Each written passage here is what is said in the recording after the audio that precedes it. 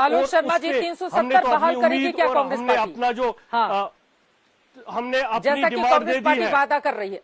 हाँ ठीक है सर, मैं पूछ लेती हूँ 370 को लेकर क्या है, क्या किसी तरह का वादा किया गया है एनसीपी और पीडीपी जैसी पार्टियों से आप लोगों की ओर से कि अगर आपकी सरकार आई तो 370 को बहाल कर दिया जाएगा? पूरी बहुत ही प्रबुद्ध एक पैनल बैठा हुआ है। धारा 370 अभी भी हिंदुस्तान के संविधान का हिस्सा है और जो ऑर्डिनेंस है उसमें पहला सेंटेंस है कि जिस तरह से पहला पूरा सेंटेंस जो है वो ये कहता है, using the powers of article 370 we are making these two changes. उसमें पहला 35A को हटाने का है और दूसरा है कि आज के बाद असेंबली की जगह गवर्नर होंगे, इसके आगे कोई ऑर्डिनेंस नहीं। इस तरह के 36 चेंजेस पहले भी आए, उसमें सुप्रीम कोर्ट भी आया, हाई कोर्ट भी आया, उसमें पहले प्रधानमंत्री भी वहां पर जो होते थे वो भी हटे और तमाम तरह के 36 के करीब चेंजेस आए हैं। हमने केवल ये कहा कि कोई भी निर्णय आप लेते हैं तो उसको आप संवैधानिक प्रक्रिया से लें। अगर वहां पर चुनी हुई सरकार थी उसको आपने बर्खास्त किया, उसको बर्खास्त करके एक आदमी के हाथ में सत्ता दी, हमारा ये विरोध था। और जो धारा 370 के 17-18 केसेस थे कि इसको हटा दिया जाए और 35A को जो हटा दिया जाए, ये केसेस आज भी सुप्रीम कोर्ट में चल रहे हैं।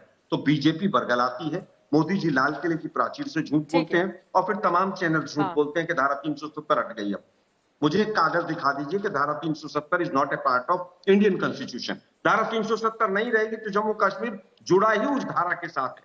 उसमें 36 बदलाव पहले हुए हैं, लेकिन जो बदलाव तो फिर यहाँ पर 370 को बहाल करने की मांग क्यों की जा रही है? अगर आप कह रहे हैं कि 370 हटा ही नहीं, फिर महबूबा मुफ्ती को 370 हटाने के लिए राहुल गांधी में उम्मीद की किरण क्यों नजर आती है? फिर यहाँ की जो पार्टियां हैं वो क्यों कहती हैं कि 370 अगर हमारी सरकार आ गई तो फिर हम उसको यहाँ पर लागू करेंगे? सर 370 की ही तो बात होती है ना। अब उसमें कुछ एक क्लॉज को लेकर आप यहाँ पर डिस्कशन करेंगे। 370 जिसको हटाया गया था, चित्रा जी मैं उत्तर दे रहा हूँ ना, और उसके बाद किस तरह की तस्वीर बनी थी सर? हम लोगों ने आकर यहाँ पर रिपोर्टिंग की थी, 370 जिस दिन खत्म किया गया उसी के अगले ही दिन। चित्रा जी मैं उत्तर दे रहा हूं। आपके प्रोड्यूसर साहब 35A के बारे में आपसे कह रहे हैं कि 35A पे सवाल पूछो, मैं 35A पे भी दे रहा हूं कि 35A का जो है वो 15 साल कर दिया गया है कि पहले 15 साल आप वहां रहेंगे तब 35A लागू नहीं होगा आपके ऊपर। और अगर कहीं पर किसी को कोई शंका हो तो सबसे पहला आदमी मैं हूं जो जमीन खरीदना चाहता हूं, सुधांशु जी खरीदवा दे मुझे वहां पर। और 35A को 370 पर क्या बरगला रही है बीजेपी, जैसा कि आरोप लगा रहे हैं आलोक शर्मा जी? सुधांशु जी, उसके बाद अमित जमई जी, मैं फौरन आपके पास आऊंगी। कॉपी चला दीजिए, दूध का दूध और पानी का पानी देखिए उस कॉपी को। बरगलाना और भरमाना क्या कहते हैं?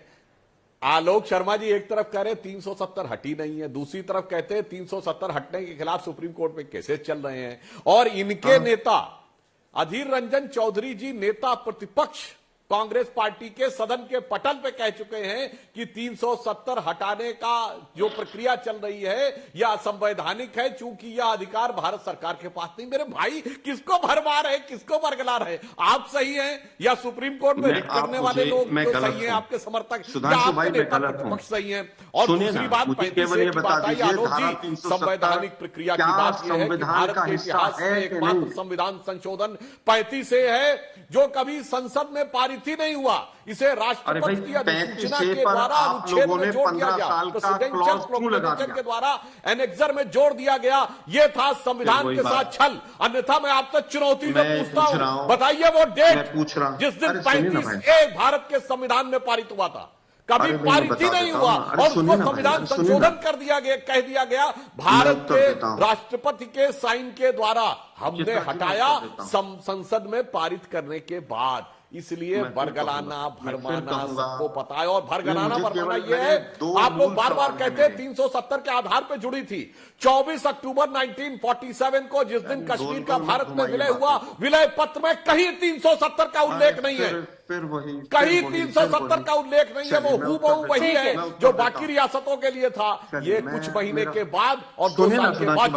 ठीक है, अमित जमई और सुजाता पांडे भी हमारे साथ जुड़े हुए हैं। जल्दी से 2 लाइन में, लेकिन यहाँ पर आलोक जी एक सेकेंड सर, हम लोगों ने लगातार इसी श्रीनगर में आकर, लाल चौक पर आकर रिपोर्टिंग की है सर। 370 हटने के बाद जिस तरह की सिक्योरिटी और वहां पर पत्थरबाजी रुक गई, आलोक शर्मा जी, मेरा सवाल सुन लीजिए। वहां पर पत्थरबाजी अब नहीं होती है, पाकिस्तान के झंडे अब नहीं फहराए जाते हैं लाल चौक पर, जहां पर तिरंगा झंडा फहराया है। और अब से थोड़ी देर पहले बीजेपी के बड़े नेताओं की ओर से भी कहा गया है कि कोई भी हिंदुस्तानी जाकर लाल चौक पर शान से तिरंगा फहरा सकता है। तो इसका श्रेय तो बीजेपी को ही देंगे ना आप। हाँ, एक वक्त था, हम सब लोगों ने अपनी आंखों से देखा, हर रोज सुबह सुबह खबरें आती थी कि पाकिस्तान का झंडा यहां पर लहर गया और यहां पर पाकिस्तान के पक्ष में नारेबाजी की जाती रही। अब तो वो स्थितियां नहीं है ना, और ये सब कुछ मुमकिन हुआ है 370 के हटने के बाद। हाँ, तभी तो 3.5 वर्षों में, पिछले अगर 7 वर्षों में देखें तो 3.5 वर्षों तक जम्मू कश्मीर बंधक रहा है। 2.5 साल तक इंटरनेट का कर्फ्यू रहा है, ये भी देख लीजिएगा जरा। और धारा 370 हटने के बाद कितने दिनों तक कौन कौन लीडर्स, अगर वहां धारा 370 की वजह से ही शांति आनी थी तो सालों साल वहां पर कर्फ्यू क्यों रहा? उरी, पठानकोट, जम्मू, कितने बॉम्ब ब्लास्ट हैं, पुलवामा, कितनी लंबी लिस्ट है। आज हम उसका चर्चा नहीं करना चाहते। हमने भारत जोड़ने की बात की है, और जो भी संवैधानिक तरीके से काम जम्मू कश्मीर के लिए आगे भी होगा हम उसका समर्थन करेंगे। लेकिन जो ये चोर दरवाजे से 35A को हटाने का जो इन्होंने स्वांग रचा था, उसको बाद में कोरोना की आड़ में 15 साल बदल दिया। और 35A को हटाने के भी जितने केस सुप्रीम कोर्ट में हैं वो भी चल रहे हैं। पहला केस था वी द सिटीजन, एक जो एनजीओ थी, आज भी वो केस स्टैंड करता है। अगर धारा 370 हट गई और 35A हट गया तो वो केसेस क्यों स्टैंड करते हैं? क्यों? क्योंकि इन्होंने धोखा दिया है देश को, और वहां की जनता इनसे त्राहिमाम कर रही है।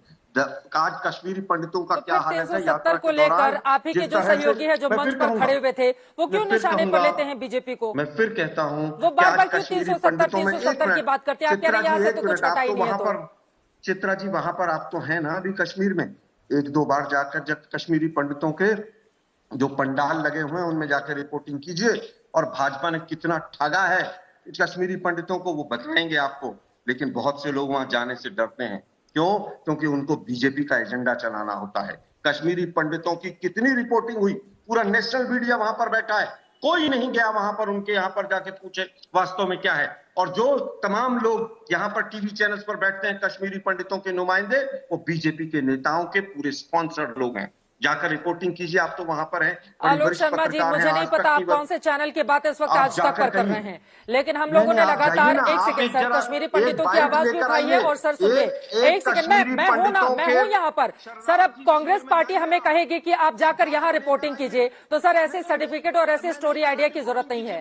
हमें जहां पर लगेगा हम उस स्टोरी के लिए चले जाएंगे। इसके लिए सर आप स्टोरी आइडिया मत दीजिए।